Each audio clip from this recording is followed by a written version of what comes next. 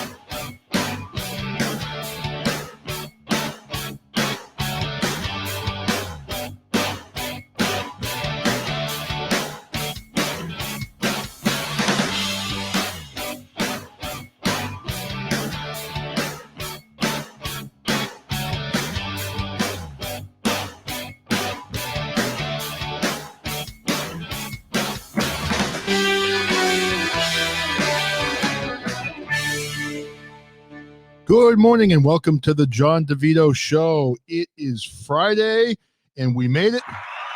Yes. It is the weekend. And Eric, I see that you joined me. Please call in whenever you're ready. But hey, kind of exciting for me today, as all of you have heard over the last year when you listen to my podcasts. You know, sometimes you have dogs barking. Sometimes you have pans kind of clanking in the background. That's the price of living with a wife and 4 kids and a whole bunch of people, 2 dogs, and all this going on in my house. So we decided that we're going to get a second internet line in our house, which we got today. So that's why I was a few minutes late getting on, because we were actually having the new internet installed into my office. And this is an enclosed area in my house with doors that I can shut. And I've got some privacy. So I'm kind of excited that I've now got an actual, I guess, studio area where I won't have people coming in and bothering me every 2 seconds. So I'm kind of excited about that. But man, it is the weekend. The weather has been great. I'm excited. I'm happy. Here in the Northeast, you know, when you get that first taste of good weather, which we've had for the last couple of weeks, you just sit back, you take it in, you enjoy it. And that's kind of what we've been doing today. So yesterday was roughly, I think, 75 degrees, just beautiful weather. And I've been going for some walks, you know, getting out, getting my vitamin D and doing all that good stuff. So it's felt great, honestly. And we've got, you know, baseball's on the horizon coming up very soon. You know, my son's baseball seasons are starting. And we're excited about that, to get out and just sit down and watch some baseball, which I absolutely love doing. Nothing like getting out that folding chair, you know, walking over to the baseball field, sit down and get ready to watch a nice doubleheader of baseball. So that's something that I absolutely love, and I can't wait to start doing again. But we got some good news regarding my son, Ethan. You guys know I talk about the him playing baseball quite a bit. My youngest Brandon does as well, but he's a little bit younger still. But my son Ethan went to a prospect day up in Manchester, New Hampshire. It was either last week or the week before. I can't remember exactly when it was right now. But he went to this prospect day, and it actually went really well. He got good numbers. As I mentioned before, they measure things like when you hit, they measure the, exit velocity, the speed the ball comes off your bat, and things like that. And with catching, they mess it, they measure your pop time, which is the amount of time it takes you to, get the ball in your glove and throw it down to second base. So we got an email yesterday. My son was offered a chance to be on the future prospects team for the class of 2025. So they chose basically, I think, 50 of the top players in New England to have an opportunity to be on this Prospect Futures organization team. So it's a big honor for Ethan. So we signed him up yesterday, and his dreams are starting to come true a little bit. So I hope if anything, he gets a chance to, play in high school, play in college, and maybe even beyond if he has, the opportunity. He works so hard and tries his best. And I'll tell you, we got Glenn in here now. Glenn just popped into the show. And last night I went into Glenn's show along with Father Brian, and they roasted me. And unfortunately, my stupid AirPods would not work. I was able to get in and listen, and I could hear the show through my AirPods. But then when I tried to call in, they couldn't hear me. I even tried my son's AirPods. Those didn't work. And then I tried to even go in through the website on my Rodecaster with my microphone, and I couldn't do that either. But Glenn's show was hysterical. They absolutely roasted me. And I hate to say it, most of what they said was true, so obviously Glenn, has gotten to know me a little bit and was able to kind of get in there and just kind of roast me. And he was pretty accurate with the roast. So I will say that, unfortunately for me. So we're going to connect with Eric. He is calling in. And Eric, I spent quite a bit of time on Chit Chat with the Old Man this morning. It was a good show. Mm-hmm. Let me ask you, how did you enjoy your day of appreciation yesterday? I mean, it was very good, and I am very appreciative of the gifts and love that was sent my way. Well, it must make you feel good to know that you joined this community and you have so many people that just respect you and care about you as a person, and also acknowledge, how much good work you do to help promote, podcasts and make all of our experience a little bit better. So I'm glad you had fun. Well, I've done my part to help make this show and a few other friends' shows the success that they are. Something I know that y'all will never forget. Oh, of course not. Absolutely. No, it's been, you've helped our show grow a lot. You've definitely gone out and promoted us. Introduced you to new friends. Which has been great. Yeah, I mean, some of the shows that I've gone in, I've only gone in because of you. And it's definitely shown me that, you've certainly identified some pretty good shows. I know you've identified some other new good shows also that I need to get in. Now, have you been into the show? Is it Lisa Talks? Have you seen that show at all? I hadn't devoted any time to getting into her show yet, but I mean, I hear she's pretty interesting. And I know, like, the Turfy show, that's like a hot new show on the weekends. It is. It's a very good show. They're funny. But the Lisa Talk show, she's very funny. I was in her show. Torch, I know, is another new name. Well, I popped into Lisa's show, I don't know, maybe like a week ago, and I got in, and I was expecting just to be in there for a few minutes just to check it out. Man, she engages with you right away, and she gets things going, and she is really funny. She has got, a personality where she talks about adult things quite a bit, but some of the adult things that she talks about are really funny. So I literally went into her show, and she immediately asked me all about myself, asked me about my wife, and then started trying to ask me specifics about my wife and I's private life. And I'm like, all right, just so you know, I can't go there because my wife will kill me. But she's really funny. So if you haven't checked out her show, go in there and listen. She's really funny and hysterical. So I see Glenn saying he was a legal consultant at the Terry Show before people knew about the show. Humble brag. Well, dude, you've done a lot on Podbean. Now, for me and you, Eric, we've been on for about a year, Chit Chat with the Old Man. You got Ralph Williams. You got some really established. Slightly serious. But Glenn was someone that was established before any of us came onto Podbean because he was doing the Random Couple show, had a huge following, and has been doing this for quite some time and has been very successful. I know Sinister Breed talks about that too. I guess he's been on the platform for like 9 years, which is crazy. And he's got his, popular podcast, which is Chuck and Billy's Not Your Cup of Tea. I was in his show for a little bit last night, and he was talking about apparently they've gotten some sponsors for this show and all that good stuff. So it seems like things are going well for them. And now that I mention that, I have to address this. This is kind of funny. Now, I did a Twitter post about a week ago saying that someone reached out to me on LinkedIn and asked if I wanted to put my show on AM radio stations around the country. So, of course, I was like, geez, that sounds pretty good. Why not? I mean, let's face it, AM radio is kind of like a dying breed. No one really listens to AM radio anymore unless you're tuning in for a very specific talk show. I know Rush was on AM, and there's still some decent shows on AM. But for the most part, I mean, even FM radio is kind of dying, where you've got things like, obviously Sirius satellite radio, but then you've got, iHeartRadio, Spotify, different places where you can pick up talk shows and music and things like that. But this guy reached out to me, and I was pretty excited. I'm like, wow, because he had thrown out the number, like he had a number of AM stations, and then like something to do with like 12,000 different outlets he could get my show on. So I was like, sure, we'll talk. So I called him up, and very nice guy, and he does a lot for a lot of different shows. And it was kind of funny because I call him up on the phone, and he answers the phone, and we talk for a little bit, and he's telling me about all the radio networks he can get my show on. He's out of Detroit, and most of the radio stations were all around the Midwest. So, of course, I was excited. And then he asked me about advertisers. He said, do you have advertisers? And I said, well, not really. I have a decent podcast, but I'm kind of in between the numbers where you could really get someone interested in advertising. I mean, the big shows that have a ton of downloads, they have people, coming after them for downloads. I mean, for me, I've got, I think, roughly almost 30,000 downloads. For a very good show, I might get 200 downloads. I've had some crazy shows where I've done, I think one of the Agape shows did close to 1,000 downloads. But for the most part, I don't pull numbers enough to get advertisers. So I told him, I really don't. And I said, well, I assume your radio station would probably take care of that, right? Well, that's when it hit me. That's when he hit me with the big hammer. He goes, well, that's going to be something that you're going to have to handle, because the way this works is you're going to have to get your advertisers, and that will pay for your airtime. And I said, oh, what do you mean by paying for my airtime? And he said, well, in order to get you on the networks, you're going to have to pay us to put you on the network. So literally, if I wanted to go on an AM radio network for like 1 hour, he wanted me to pay $100. So if I wanted to do a 3-hour show, I would literally have to pay $300 every time I did that.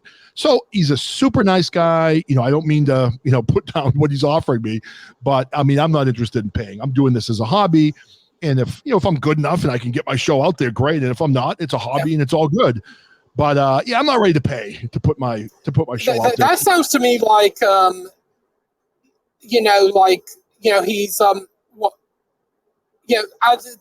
to me, the way I look at this podcast show is our podcast shows are not infomercials. Right. And because I think the thing is that the radio stations should be paying you, not you paying the radio station. Well, exactly. That's kind of how I look at it too. And it was funny. I called a friend of mine who's in broadcasting. He's the morning drive sports guy in Denver for their biggest sports station. I grew up with him in New Hampshire. We're good friends. We talk quite a bit. And I asked him about this, and he said, this is actually fairly common, where you have a lot of people that could actually make money doing this, where if you're really willing to hustle to get like advertisers and things like that for your show, you can do well in this type of market. But I mean, from my perspective, here we are, we're all on Podbean, for the people that are in here listening and, the people that do shows here. And I mean, this right now is forward thinking technology where, we're going out to the platforms, people can download our shows, and I'm already getting my show out there. So I'm not sure how having like an army of AM stations that nobody really listens to, broadcasting my show is going to really benefit it, especially if my show is going to be primarily in the Midwest. I mean, how many people in the middle of Mississippi want to listen to some guy from Boston doing a talk show? So I don't know, it was, but I appreciate the guy giving me the opportunity, and I did get a little excited, but as I've always said, I'm very skeptical. That's one of the things you get when you get a little bit older. You learn how to be skeptical, and I'm always skeptical of something that looks really good, because he came out, 12,000 stations. We'll get your show out there. I love your show. And I'm like, all right, cool. I'm down with it. But then when he dropped the hammer and I realized I had to pay for the service, at that point I realized, I think I'm just going to keep my show right here on Podbean and continue to do what I'm doing right now. I love my people that come in, and, I'm all good with that. So Eric, now let's see. Glenn, I saw that. Glenn has a fake radio station, which I like. He was doing that during his show last night, and I thought that was hysterical. So he had that going last night. And if you haven't been in to Glenn and Brian's show yet, you got to check it out. It's really funny. They both do a good job. You get two personalities on there. I mean, you got obviously Brian, who's really funny, and then Glenn. I'm not sure what Glenn does. What does Glenn do, Eric? Is he fun? I don't know. Well, Glenn's there anyway, so he's there. So if you like Glenn, or if you feel bad for Glenn, or you kind of have some sympathy for Glenn, you might want to check out that show. But Glenn is a good guy, so I do appreciate him coming in here. That's right. It's 420 the Pod right here on Podbean, the new fake radio station. I totally love that. So, hey, Eric, I've been telling you about our surplus of eggs in our house because of all of our chickens. Well, today, my wife and daughter took all of our eggs. We only have 1 dozen left. And apparently they're bringing the eggs into my wife's place of work. And we've got like this, flat French toast or pancake cooker. I don't even know what it is. I'm the exact opposite of Glenn. Glenn's a chef, and I know nothing about cooking. But they brought in all the eggs, and apparently they're making French toast for everybody in their office. So they must have brought in a good 40 or 50 eggs today into the office, and they're going to be making French toast for the entire office today, which I thought was kind of cool. So we are now down to 12 eggs. They won't last long, but, kind of happy that we got rid of some of them. So, hey, tell me about your plans. I heard you saying on the Chit Chat with the Old Man show that you're going to be going down maybe to visit, who was it, for a birthday party? Was it your brother? My brother? Like, he lives like 25 minutes from me. And I'm out driving right now. I'm on my way to my next dental appointment, like for them to do another filling procedure. Now, see, Glenn, I see your comment about French toast isn't an item where a chef's knowledge is needed. You have to understand what you're dealing with here, okay? I'm a guy that French toast is probably the top of my level of expertise when it comes to making anything. So I can make French toast. I can cook on the grill. I'm pretty good at that. I can make pancakes. What else can I make? I could cook a steak, something to that effect. I'm sure probably not the way you would cook a steak, but I can get it done and at least get the food on the table. But as far as anything else that requires any skill, any preparation, any type of expertise in the kitchen, that is not me. And, I don't know. For me, I think the worst thing is I can follow instructions, but if I had to go to the supermarket and know what to buy in order to cook like really good meals, I wouldn't even know where to begin. I wouldn't know what ingredients you need. I wouldn't know how much you needed. I mean, for me, it's just, I'm a disaster in the kitchen. So thankfully, I have a wife that is a good cook, and her mother was a very good cook also. But, oh, my wife did. Oh, she totally did. I don't know if you remember the old Seinfeld episode. Do you remember when there was there was the woman that was dating somebody, I think it was. And then when she became a doctor, she realized that she had to break up with whoever she was with. So her husband, I think, was a salesman. Now, my wife's a doctor and I'm a salesman. So as soon as she finally became a doctor, she dumped her husband because he was a salesman, because she knew she could do better than him. So please, all of you, keep it down. I don't want my wife to know that she can do better than me. I think she already knows that. I think she kind of stays with me out of obligation or something to that effect. But at least I'm kind of cute and funny, like a pet, I guess you could say, in some way whatsoever. But so, Eric, you said you're having some tooth issues again. Did you say when you were talking about? I just got to go and get a filling.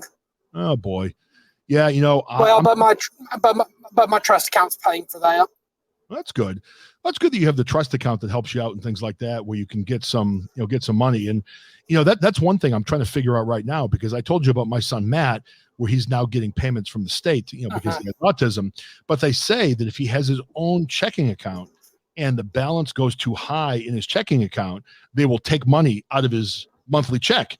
And it's not like he's getting much as it is. He can't exceed $2,000. I mean, that's crazy. So how do you do that? How do you deal with it? Do you have your own checking account? I do. But I think if I get any, I can receive money from people, but I've got to try not to exceed like that $2,000 threshold. Yeah, so you always keep your checkbook below that. That's all I have to do with him then, because we want to get him a checkbook, Like I can't go any higher than that way I don't get flagged. No. Well, we got to be careful of that also, and just make sure that I don't know, we're not cut, because there's so many regulations. I mean, he's probably, unless something crazy happens in his life, I mean, he's probably never going to make a ton of money. I mean, right now he's bagging groceries at the grocery store, and he loves it. He makes minimum wage, but he loves what he's doing, and we'll see if he can do college, and if he can, and I don't know if there's going to be an office job on the horizon for him. There may be not, but he's happy doing what he's doing. But he's certainly going to need some help. I mean, Massachusetts is a very expensive place to live. And you can't get even like a one bedroom apartment for less than probably $1,500 a month in this state. So if the state's giving him $500 or $600, I mean, he needs to make quite a bit more money over that just to pay his bills. So, we'll kind of see where that goes. But yes, Glenn, I agree. I do love you, Cheryl. Please do not listen to any of the things that these people are saying about me. So do not believe them. And as a parent, start a trust account and filter any extra cash into that. That's, I guess, what we'll have to do. So I assume that's what you have, right? Your extra money goes into a trust account that's managed by someone. That was money that, from where I had property in my, previously in my name, but before I could sell it, I had to have it transferred over. Right. Yeah, I mean, that's something we got to figure out. I mean, he's 18 years old now. He's going to because I didn't want to fall into a different tax bracket. Right. Well, that's the thing. And these are the things we talk about in the show all the time. I mean, there are people out there that need help and need money. It shouldn't be so hard for those people to get the help that they need, because a lot of people do struggle financially, and there shouldn't be this many, I guess, guidelines to, I guess, make people who need the money struggle, It's just frustrating. Government's all about seeing people struggle. They really are. And I'll tell you, I mean, the argument we had with Social Security, I think I told you about this, where they called us back. We had everything set up. My son started receiving his check. I think he gets like, I don't know, 500 and something bucks a month, and then another $80 supplement check from the state. So he gets roughly $600 a month. And, he got his first check or first two checks. And then all of a sudden we get a call from Social Security. They called my wife and said, listen, we want to have your name on the account to help him manage the account so people don't take advantage of him. And I said, okay, well, I don't mind doing that. I understand. So my wife put her name on the account, and then all of a sudden the check stopped. Hey, welcome, Strawberry. Thank you for coming into the show. So anyway, the check stopped, and for 2 months we didn't receive them. So finally we called the Social Security office, and oh my God, we couldn't get anybody on the phone. I think I held for a total of like 3 hours completely. I got one woman on the phone that couldn't help us. She transferred me to another woman, and then I got disconnected. I had to call back in and get back on hold again. So I'm back on hold again, waiting. And finally, they're creating all these problems. But the reason why my son stopped getting the check was when they added my wife to his account and to his checks. What they did was they changed the address that it went from our house to a house that my wife and I lived at when we were dating like 20 years ago. I mean, this was an address in Wakefield, Massachusetts, about 10 miles outside of Boston. It was like a 4-family house. So we lived in a little 2-bedroom apartment, and we haven't lived there in like 20 years. So they started sending my son's check because they made this mistake and sent it to this old address where, who knows? I mean, people getting the check, they could have tried to cash it. They may have thrown them away. I don't know what they did with them. But so we're trying to warn them, say, hey, listen, this check is now going to the wrong place. It literally took us 3 different days of calling them, a total of probably 7 or 8 phone calls. And finally, they corrected the address. That's all it was. All they had to do was to go into the system and say, okay, this is the wrong address. We made the mistake. Let's change it to the right address. And it took like so much time to get that done. And this could have been something that was done literally inside of like 5 minutes if you got somebody on the phone that knew what they were doing. So it was a really frustrating experience.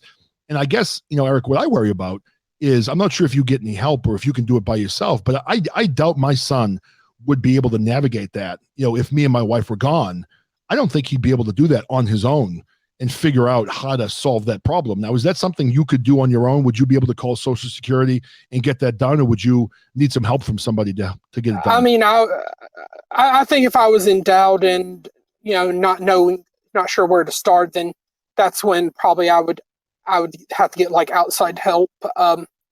Cause I remember like a dilemma of like, having like a review on my SSI case back in 2016 and 2017, and at that time, my mom just could not and would not help me to save her life because I think, and this was at a bad time in my life when me and my brother Todd made the regrettable mistake of giving her the benefit of the doubt, and she was messing up her life really bad. Oh, boy. And that was before, me and my brother had to become estranged from her all as our way of showing her tough love. Because I think, you're supposed to be helping family, not turn your back on them. It's true. It's true. And it's hard when you have trouble with, parents and things like that when they start struggling, because that's hard on the kids, I mean, believe me, my wife and I are far from being perfect.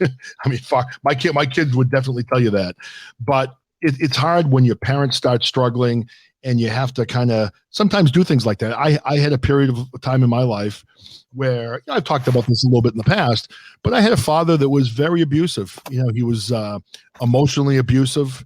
He was physically abusive. He was abusive to my mother. I mean, he was not always a good guy. And, he was battling demons. I don't hate him to this day. I mean, he and I have formed, a decent relationship late in life, but living in that house as a child was a nightmare. It was awful. And I went through a very long, difficult childhood. I know my sister still battles her demons because of growing up in that neighborhood, in that house. And for, even my daughter, she wants to be a psychiatrist. She looks at me and she goes, Dad, I think you suffer from PTSD from everything that happened to you as a kid. And it very well may be true. I mean, I wake up with bad dreams all the time, and it may be something I dealt with. But I got to a certain point in my life where, I got older and I got just tired of the bullshit that was always going on. So I remember he and I had a big blowout at one point, and he and I didn't talk. I think for like a solid, it had to be 5 or 6 years. Yeah, it might even be longer. It might have been like 5 or 6 years. I don't really remember how long it was, but it was a long time. And the only reason we got back together was I was getting married, and he kind of reached out through other people, and I didn't want to deny him of being at my wedding. I didn't want to deny him of being in the lives of my children once I had them. So we were able to patch things up. It was a long process, but I can say that the end result was, we had probably a good 10, 15 years of a pretty solid relationship where we learned how to be friends. I think I understood him better about some of the things he was dealing with in his life. My dad grew up in a home that didn't have any money at all. And I've told you, when we talk about welfare and things, I talk about him being very poor growing up. And the thing that was hard for him, he was very poor, but he wasn't in a town where everybody was very poor. So he was in a town where everybody kind of knew he was poor. And that was, I think, very difficult for him to grow up in. And, his parents were both immigrants. And I think that they were pretty abusive also, the father especially, who he passed when I was 5 years old. So I don't really remember him too much.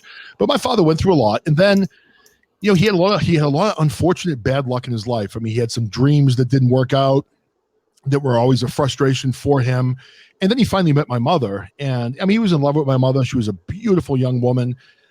He now that he has dementia, he shows me the same magazine every time I go up, but he's got this magazine that she was on the cover of once of this Topsfield Fair that we have in the Boston area. And she was a beautiful, beautiful young woman. But then, he got married and started, living the dream that a lot of people want to have, where you get married and you have kids and you have a family. And then literally when I think I was 5 years old, my mother was 33. That's when she was diagnosed with muscular dystrophy. So he was a guy that knew, when I was 5 and we had my baby sister, that, my mother was going to progressively get sicker and she was going to eventually die. And when she was originally diagnosed with muscular dystrophy, they basically told her, you probably don't have a lot of time. You probably have a good 10 years.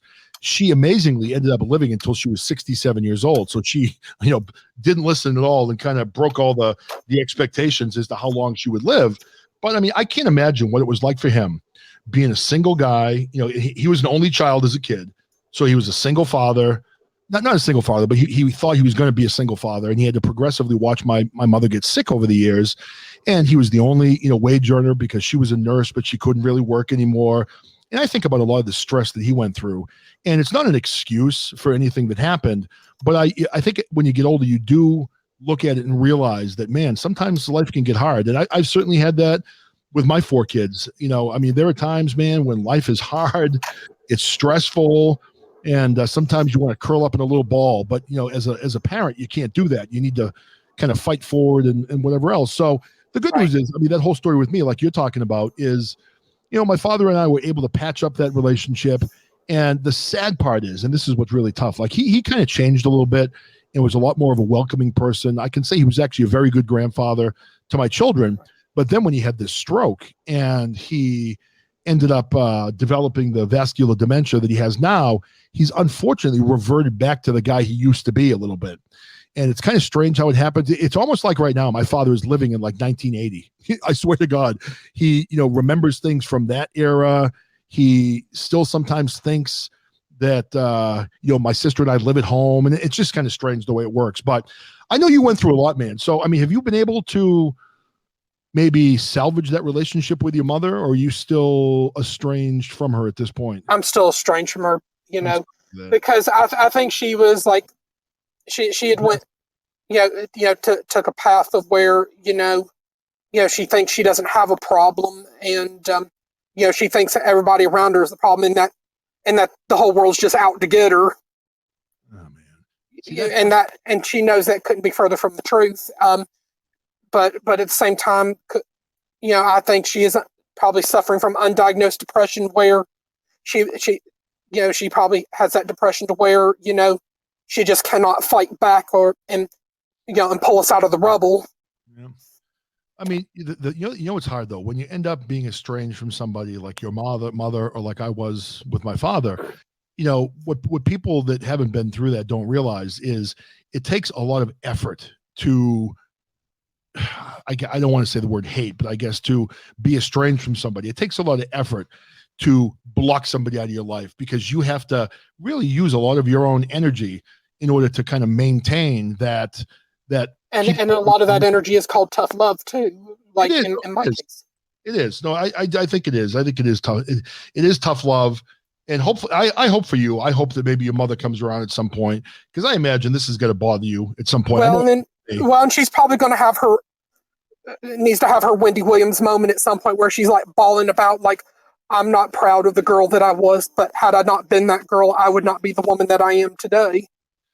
Yeah, hopefully she will. Hopefully she'll come to that realization, because I think some people have it inside of them, but they just can't communicate it, at all. I know, and she's also got to come to the realization that her mother and father, my grandparents, Wayne and Pat, are not coming back. Yeah. Well, that's one of those things, though. If you're a person that's been struggling, that might be something that beats them down even more. And she's also got to realize, like who her real friends are too, because the people that she thinks are her friends are the kind of friends who really don't give a shit about her. That because a real friend would always stand behind you and not throw you under the bus. No, that's true. You're right. And because real friends are not enablers. They're not. Real friends are going to keep you in check. No, that's very true. It's too bad. It sounds like she's surrounded by a lot of just, I guess, unfortunate people that don't have her best interests in heart. But at a certain point, though, I say this about anybody. I mean, if you're having I just arrived at my dental appointment. Oh, did you? Okay. So you're going in right now for your dental appointment? What time's your appointment at? Well, I'm now like about 5 or 6 minutes late because I got stuck behind a slow poke. Oh boy! Oh no! I'm sorry. Well, listen, if you have I had to make a quick stop to put gas in the car. Oh man, it never fails when you get stuck behind someone slow, right? When you're in a rush to get to an appointment or something. Or they probably have that, or if it's a work vehicle with that governor device, to where that's only that vehicle's top speed. So true. Hey, Chuck, I see that you're in. If you want to call in, I'm going to be losing Eric in a minute because he's going off. Yeah, I know Chuck will definitely keep you some company. Well, I want to have Chuck call in too and tell us about his sponsors, because he's got some sponsors for his show. And yeah, it'd be good to have some company. So listen, if I'm still on when you get out, call back in. I'd love to have you back in, Eric. When you get out. If I might, I'm going to take a minute to plug the Podbean shows. Oh yeah, you want to do that now? Yeah, I'll go ahead and do that. Let me take my mask off before they let me go in the building. Plug it now, and then we'll go on with the show. And like I said, Chuck. Well, like today on Podbean Live, today at 3 p.m. Eastern Time, be on the lookout for the Frankie D's Crib podcast. And this is a young guy who interned at Sirius XM's Jim and Sam morning show under the alias of Intern Baby Frank. I think you'll love his energy. Hopefully, our good friend Robert will be doing the Mr. Clean Music Show around 5 p.m. Eastern Time today, and hopefully our good friend Jeremy will be doing Cummings' Culture around 7 p.m. Eastern Time, and Chuck and Billy doing the Not Your Cup of Tea podcast around 8 p.m. Eastern, and then you've also got the TGIF free-for-all edition of the Slightly Serious Show at 9:30, and that is followed at 11 p.m. Eastern Time by the Old Man's Friday Night Music Show, and he's also got Sunday music shows at 9 a.m. and 5 p.m. Eastern, and then also over the weekend, be on the lookout for David to do Mysteries of the Paranormal, Chris Unplugged, and Two Peas in a Podcast as well, and Chris to do the Forgotten Tunes music show, around 11:30 p.m. or midnight Eastern Time tonight, if you're always interested in great music. And also on Saturday, you've got the It's Doomsday podcast, Lyrical Laxatives, and the Turfy show. And then Sunday evening at 9:30, you've got Dennis Lee doing Tall Tales in the Rabbit Hole, and that's followed at 11 by him and his dad, Donald Wayne, doing Trice Talk. And then next week, we're wrapping up the month of March with new episodes of Chit Chat with the Old Man and the John DeVito Show and Cummings' Culture and a few other friends and the Slightly Serious Show. And Thursday, Ralph Williams coming back with new shows. Have a great weekend, everybody. All right, Eric. Hey, good luck with your dentist appointment, man. We'll talk to you soon. And as Eric leaves, we've got Chuck coming in. I'm actually really psyched to have you on the show, man. Hopefully you're doing well. Dude, your show's going great. So I wanted to kind of have you give everybody an update as to what's happening with your show. You're getting sponsors. Your numbers are through the roof. So what's going on, man? People are noticing us, I guess. I kind of got a hold of a bunch of people, like some sponsors and stuff like that. And they said they want to sponsor us, but it's hard. You got to go through negotiations. You got to figure out what you want, what they want. I'm not going to mention who we have right now because we're not even ready for that yet. So, well, I mentioned this earlier during my show. Now I told you about the opportunity I have. Did I tell you what happened though? I talked to the guy. Did I tell you? Oh God, what happened? Oh, you ready for this? No, you didn't. Okay, for the people that are in here now, I'll make it quick if you already heard this. But yeah, so anyway, I had that person reach out to me saying that he had a bunch of AM stations that have open slots and a guy that owns all these stations, and they were looking for people to fill the spots. So would you be interested? And I said, well, yeah, why not? And then he threw out the number like 12,000 AM stations. So I did some research. There are only 4,000 AM stations in the country, so that didn't really add up. So I'm not sure where we got the number 12,000. He was talking about streaming, so whatever. So I called him actually at his radio station, and this was kind of funny. This will make you laugh.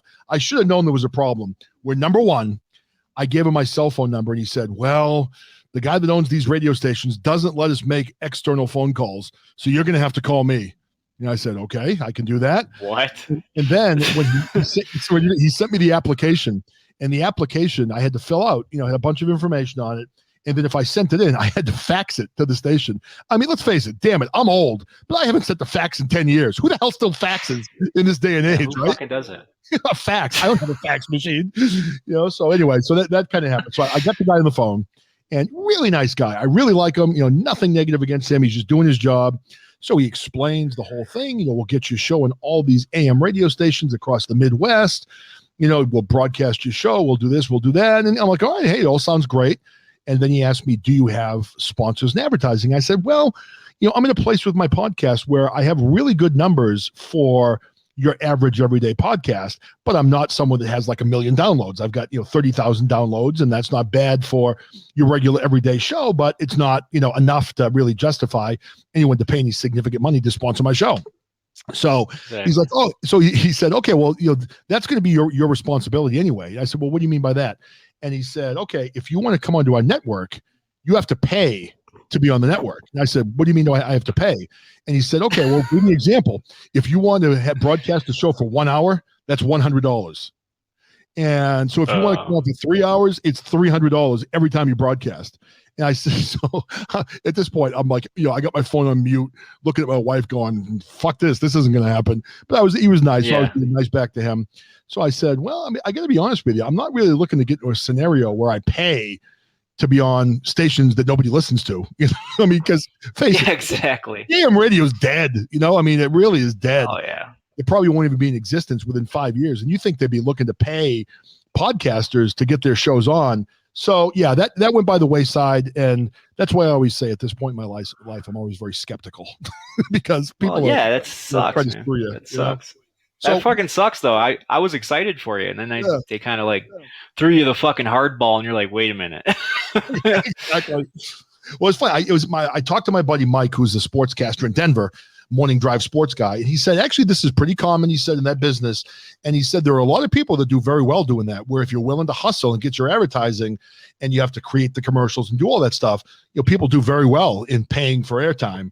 But, for me, this is a hobby. If it turns into anything, great, but I'm not looking to pay for airtime. So not going to happen. Hey, Jess's comment.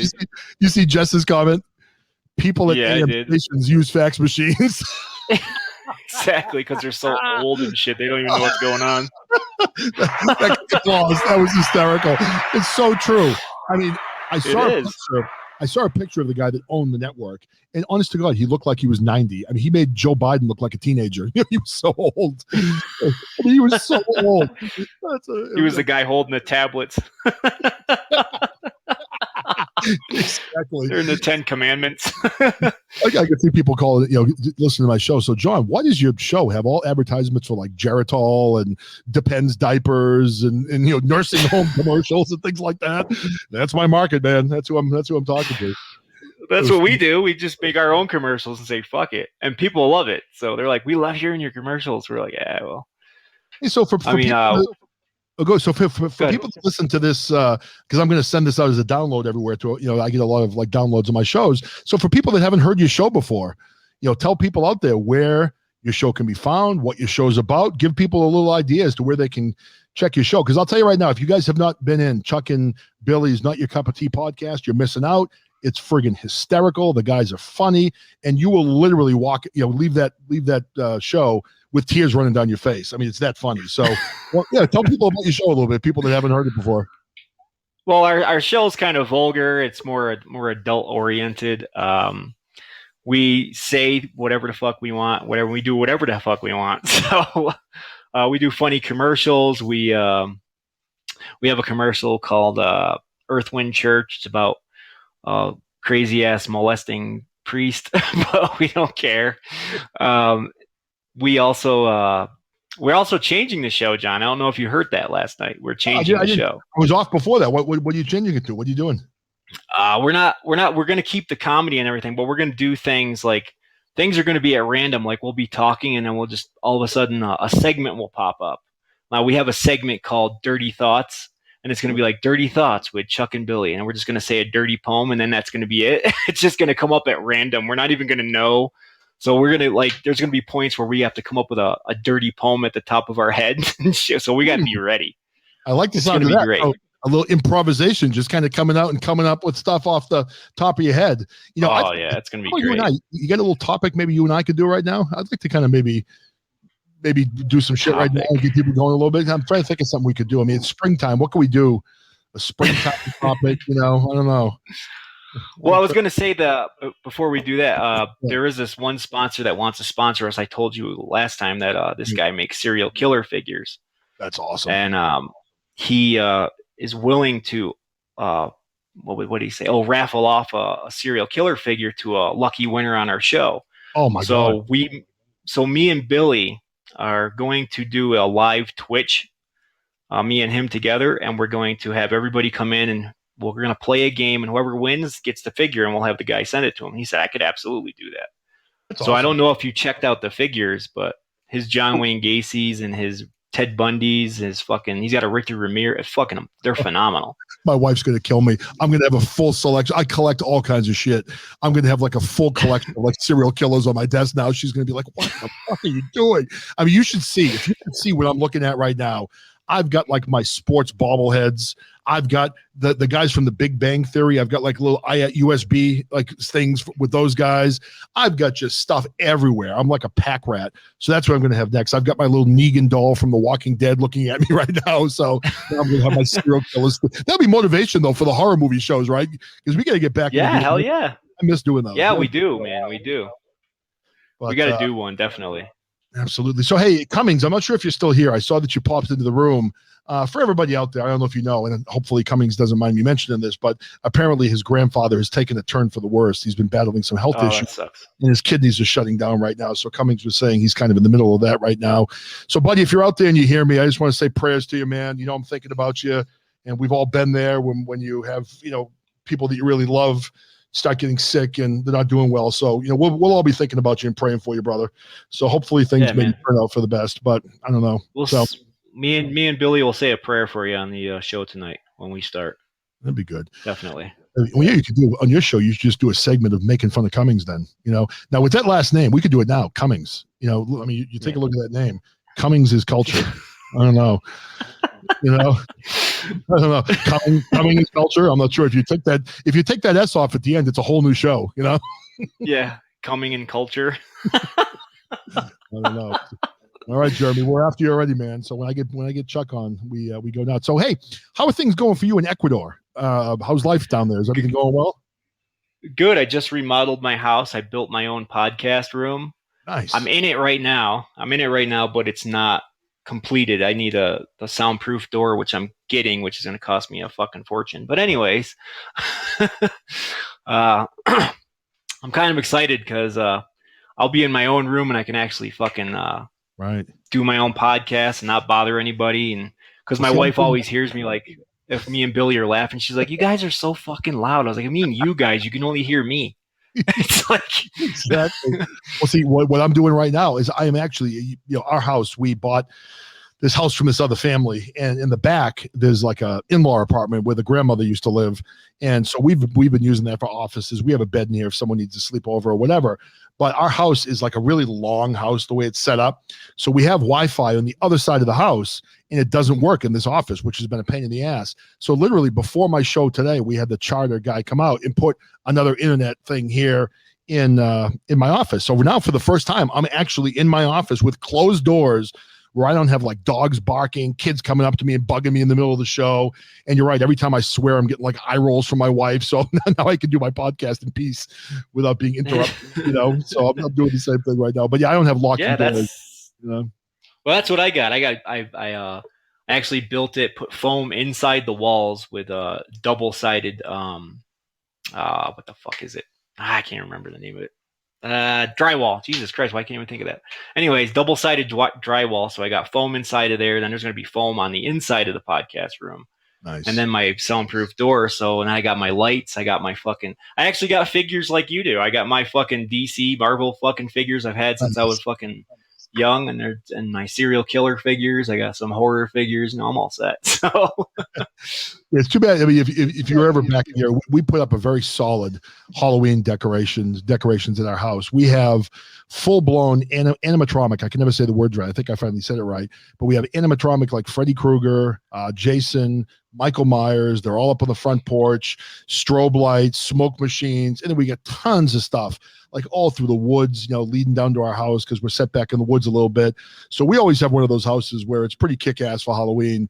I love collecting stuff like that. So we've got all those friggin' things. And oh man, you had to mention the serial killer dolls. I'm going to be addicted to these now. I can already feel it. So well, I mean, John Wayne Gacy and everybody else.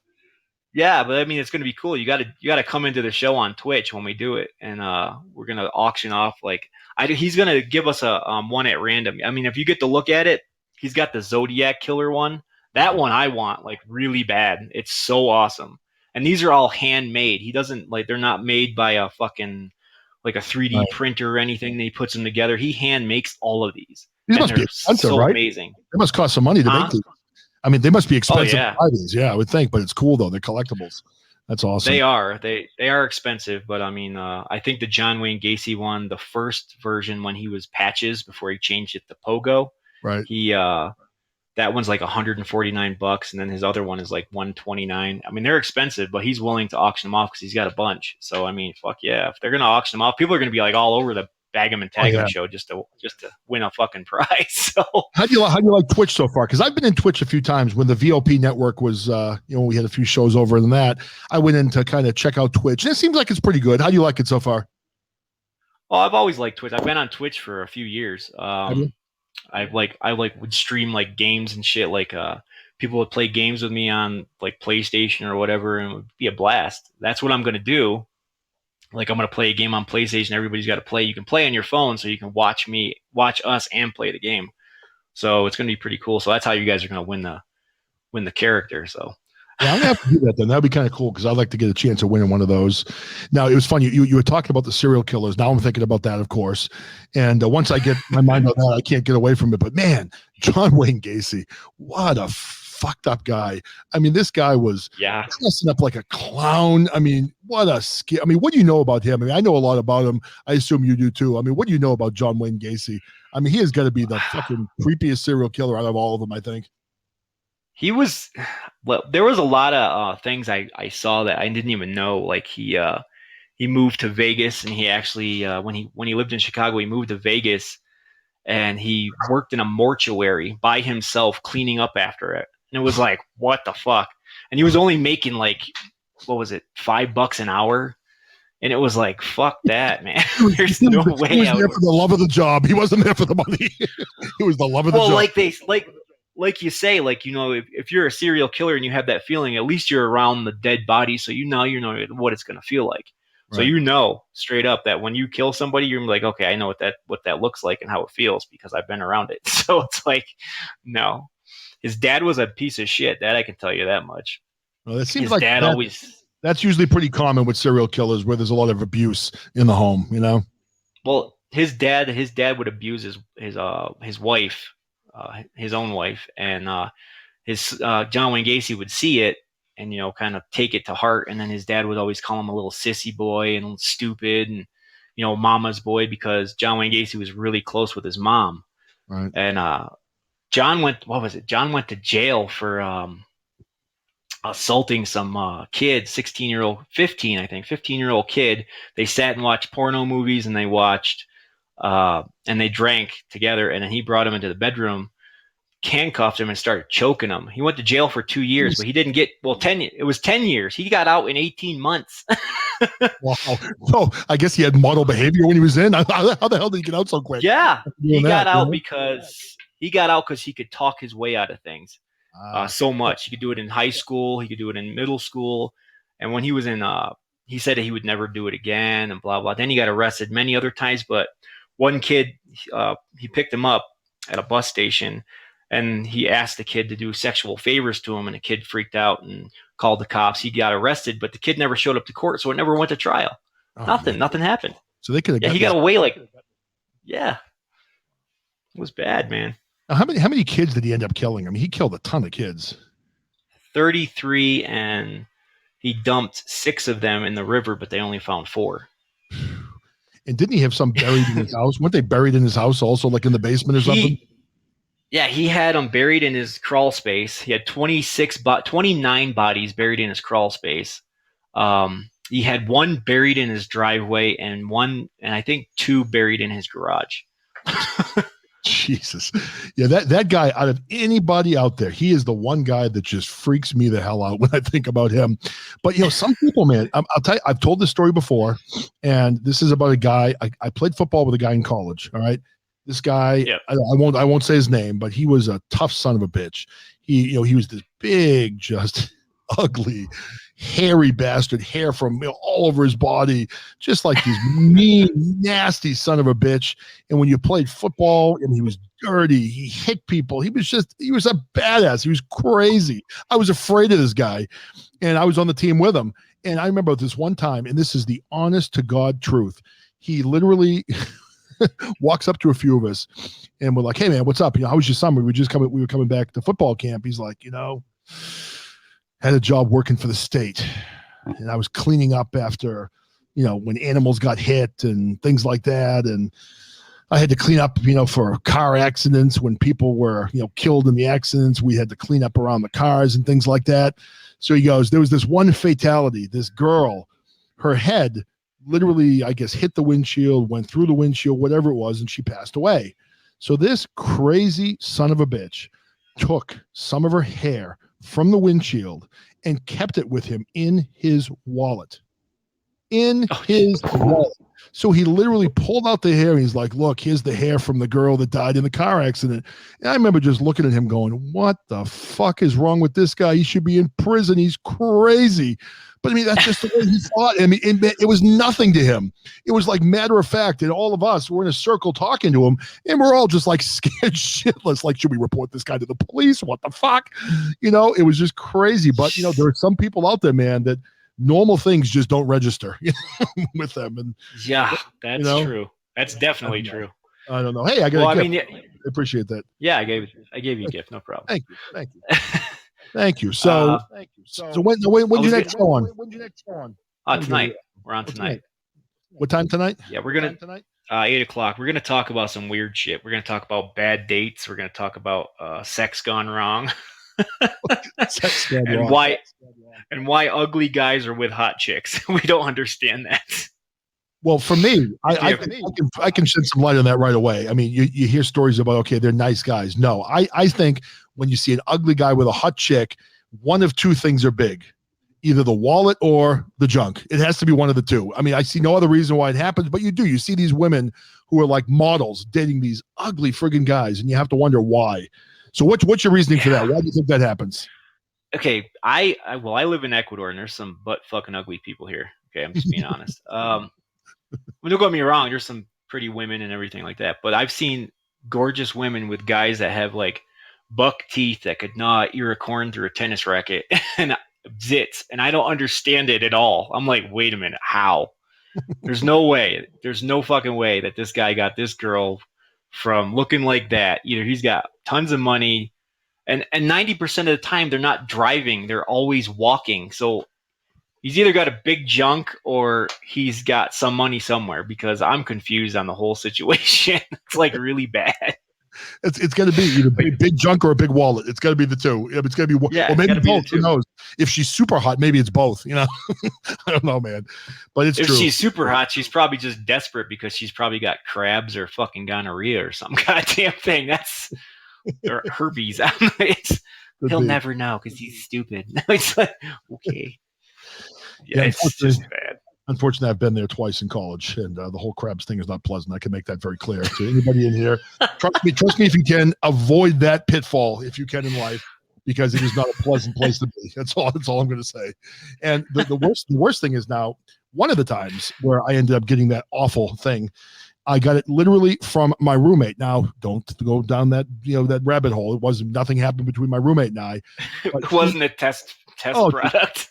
He was a pig. He was out having sex with everybody. So he came home, had crabs, didn't tell anybody. So we're like 4 guys living in a house. So I had to take a shower to go to school in the morning, and there were no towels. So he had a towel hanging off the back of his door. I'm like, fuck, I'll borrow this. Grabbed his towel.